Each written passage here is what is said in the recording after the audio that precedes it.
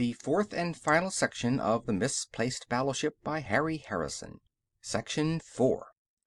When we were alone, he was anything but courteous to me, having assured himself by not too subtle questioning that I was a spurious admiral. There was no doubt I was still in charge, but our relationship was anything but formal. This tripe and nonsense, I told him, is the bait that will snag our fish. A trap for Pepe and his partner in crime. Who is this mysterious billionaire? Me, I said. I've always wanted to be rich. But this ship, the space yacht, where is it? Being built now in the naval shipyard at Udrydde. We're almost ready to go there now, soon as this batch of instructions goes out. Captain Steng dropped his releases onto the table, then carefully wiped his hands off to remove any possible infection. He was trying to be fair and considerate of my views, and not succeeding in the slightest. It doesn't make sense, he growled. How can you be sure this killer will ever read one of those things? And if he does, why should he be interested? It looks to me as if you are wasting time while he slips through your fingers. The alarm should be out and every ship notified, the Navy alerted, and patrols set on all space lanes, which he could easily avoid by going around, or better yet, not even bothering about, since he can lick any ship we have. That's not the answer, I told him. This Pepe is smart and as tricky as a fixed gambling machine. That's his strength, and his weakness as well. Characters like that never think it possible for someone else to outthink them, which is what I'm going to do. Modest, aren't you? Steng said. I try not to be, I told him. False modesty is the refuge of the incompetent. I'm going to catch this thug, and I'll tell you how I'll do it. He's going to hit again soon, and wherever he hits there will be some kind of a periodical with my plant in it. Whatever else he is after, he's going to take all of the magazines and papers he can find, partly to satisfy his own ego, but mostly to keep track of the things he is interested in, such as ship sailings. You're just guessing. You don't know all this. His automatic assumption of my incompetence was beginning to get me annoyed. I bridled my temper and tried one last time. Yes, I'm guessing, an informed guess, but I do know some facts as well. Ogget's Dream was cleaned out of all reading matter. That was one of the first things I checked. We can't stop the battleship from attacking again, but we can see to it that the time after that she sails into a trap. I don't know, the captain said. It sounds to me like... I never heard what it sounded like, which is all right since he was getting under my skin and might have been tempted to pull my pseudo-rank. The alarm sirens cut his sentence off, and we foot-raced to the communications room.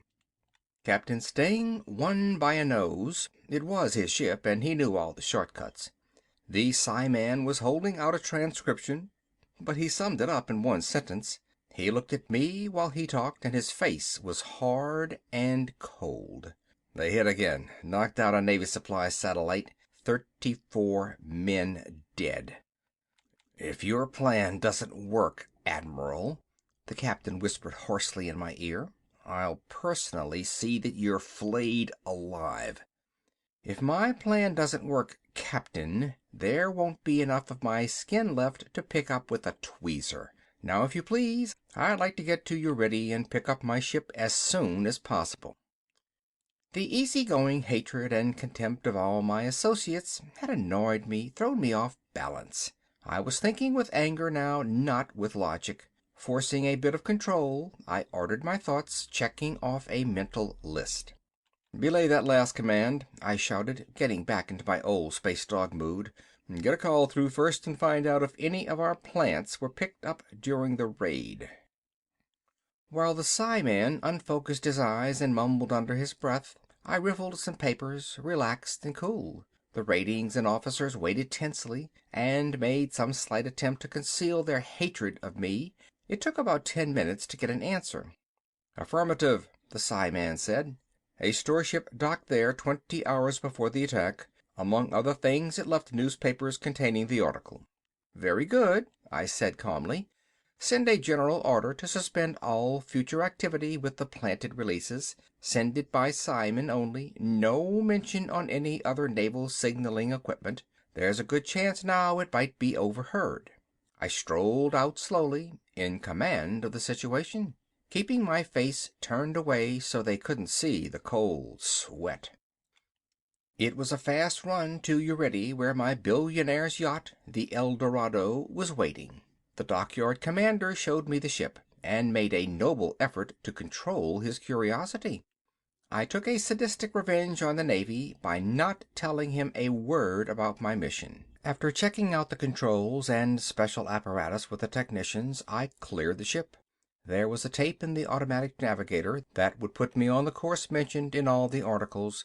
Just a press of a button and I would be on my way. I pressed the button. It was a beautiful ship, and the dockyard had been lavish with their attention to detail. From bow to rear tubes she was plated in pure gold.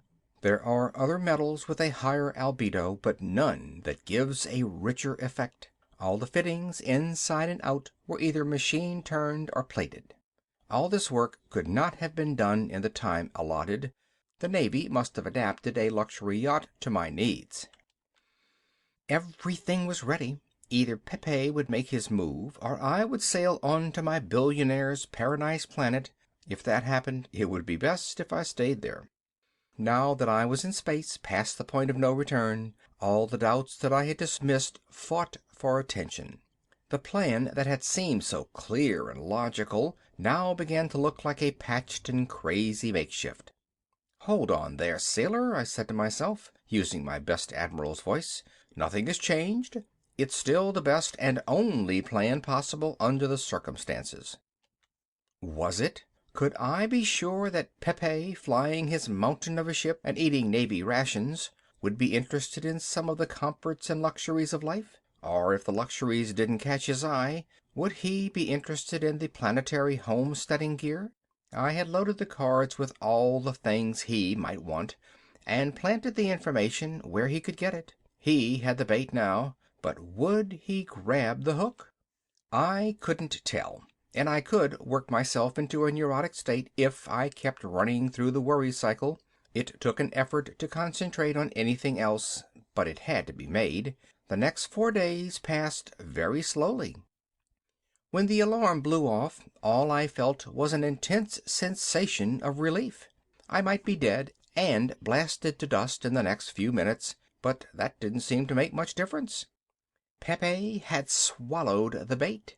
There was only one ship in the galaxy that could knock back a blip that big at such a distance. It was closing fast, using the raw energy of the battleship engines for a headlong approach. My ship bucked a bit as the tug beams locked on at maximum distance.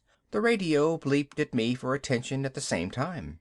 I waited as long as I dared, then flipped it on. The voice boomed out, "That you are under the guns of a warship. Don't attempt to run, signal, take evasive action, or in any other way—" "Who are you and what the devil do you want?" I sputtered into the mike. I had my scanner on so they could see me, but my own screen stayed dark. They weren't sending any picture.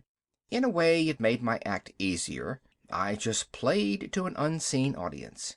They could see the rich cut of my clothes, the luxurious cabin behind me. Of course, they couldn't see my hands.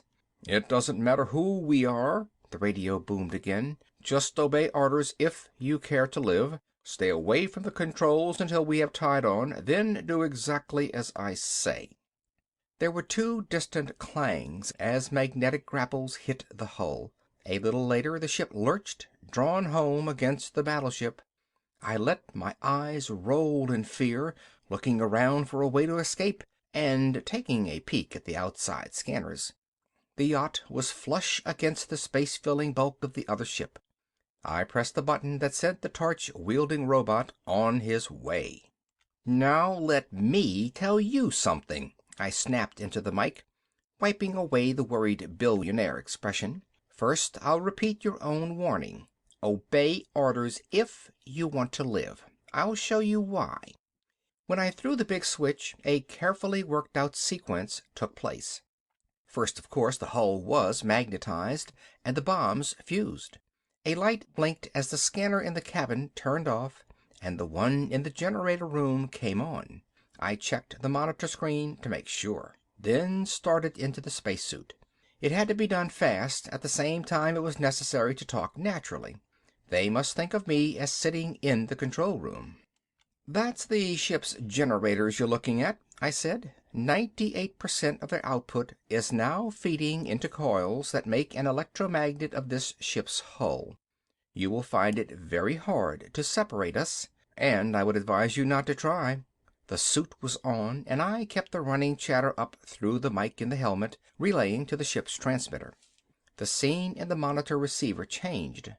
"You are now looking at a hydrogen bomb that is primed and aware of the magnetic field holding our ships together. It will, of course, go off if you try to pull away." I grabbed up the monitor receiver and ran towards the airlock. "This is a different bomb now," I said, keeping one eye on the screen and the other on the slowly opening outer door. "This one has receptors on the hull. Attempt to destroy any part of this ship, or even gain entry to it, and this one will detonate." I was in space now, leaping across to the gigantic wall of the other ship. "What do you want?" These were the first words Pepe had spoken since his first threats. "I want to talk to you, arrange a deal. Something that would be profitable for both of us. But let me first show you the rest of the bombs so you won't get any strange ideas about cooperating." Of course, I had to show him the rest of the bombs. There was no getting out of it. The scanners in the ship were following a planned program. I made light talk about all my massive armament that would carry us both to perdition, while I climbed through the hole in the battleship's hull. There was no armor or warning devices at this spot. It had been chosen carefully from the blueprints. Yeah, I take your word for it. You're a flying bomb. So stop with this roving reporter bit and tell me what you have in mind." This time I didn't answer him, because I was running and panting like a dog and had the mic turned off. Just ahead, if the blueprints were right, was the door to the control room. Pepe should be there. I stepped through, gun out, and pointed it at the back of his head. Angelina stood next to him, looking at the screen. "The game's over," I said. "Stand up slowly and keep your hands in sight." "What do you mean?" he said angrily, looking at the screen in front of him. The girl caught wise first. She spun around and pointed. "He's here." They both stared, gaped at me, caught off guard and completely unprepared. "You're under arrest, Crime King," I told him, "and your girlfriend." Angelina rolled her eyes up and slid slowly to the floor. Real or faked, I didn't care. I kept the gun on Pepe's pudgy form while he picked her up and carried her to an acceleration couch against the wall. What will happen now?" He quavered the last question. His pouchy jaws shook, and I swear there were tears in his eyes. I was not impressed by his acting, since I could clearly remember the dead men floating in space. He stumbled over to a chair, half dropping into it. "Will they do anything to me?" Angelina asked. Her eyes were open now. "I have no idea what will happen to you," I told her truthfully. "That is up to the courts to decide." "But he made me do all those things," she wailed. She was young, dark, and beautiful. The tears did nothing to spoil this. Pepe dropped his face into his hands and his shoulders shook. I flicked the gun his way and snapped at him. "Sit up, Pepe. I find it very hard to believe that you are crying. There are some naval ships on the way now. The automatic alarm was triggered about a minute ago. I'm sure they'll be glad to see the man who—" "Don't let them take me, please." Angelina was on her feet now, her back pressed to the wall. "They'll put me in prison, do things to my mind." She shrunk away as she spoke, stumbling along the wall. I looked back at Pepe, not wanting to have my eyes off him for an instant. "There's nothing I can do," I told her. I glanced her way and a small door was swinging open and she was gone. "Don't try to run," I shouted after her. "It can't do any good." Pepe made a strangling noise and I looked back to him quickly. He was sitting up now and his face was dry of tears. In fact, he was laughing, not crying. So she caught you, too, Mr. Wise Cop. Poor little Angelina with the soft eyes. He broke down again, shaking with laughter. What do you mean? I growled. Don't you catch on yet? The story she told you was true, except she twisted it around a bit. The whole plan, building the battleship, then stealing it, was hers. She pulled me into it, played me like an accordion. I fell in love with her, hating myself and happy at the same time. Well, I'm glad now it's over. At least I gave her a chance to get away. I owe her that much. Though I thought I would explode when she went into that innocence act. The cold feeling was now a ball of ice that threatened to paralyze me. You're lying, I said hoarsely, and even I didn't believe it. Sorry, that's the way it is. Your brain boys will pick my skull to pieces and find out the truth anyway. There's no point in lying now. We'll search the ship. She can't hide for long.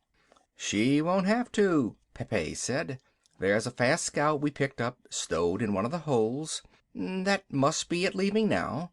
We could feel the vibration distantly through the floor. The Navy will get her, I told him, with far more conviction than I felt. Maybe, he said, suddenly slumped and tired, no longer laughing. Maybe they will, but I gave her her chance. It's all over for me now, but she knows that I loved her to the end. He bared his teeth in sudden pain. Not that she will care in the slightest. I kept the gun on him, and neither of us moved while the Navy ships pulled up and their boots stamped outside. I had captured my battleship and the raids were over, and I couldn't be blamed if the girl had slipped away. If she evaded the Navy ships, that was their fault, not mine. I had my victory all right. Then why did it taste like ashes in my mouth? It's a big galaxy, but it wasn't going to be big enough to hide Angelina now. I can be Khan once, but only once. The next time we meet, things were going to be very different. End of section 4. End of The Misplaced Battleship by Harry Harrison. This story was read by Phil Chenevert, Baton Rouge, Louisiana, April 2012.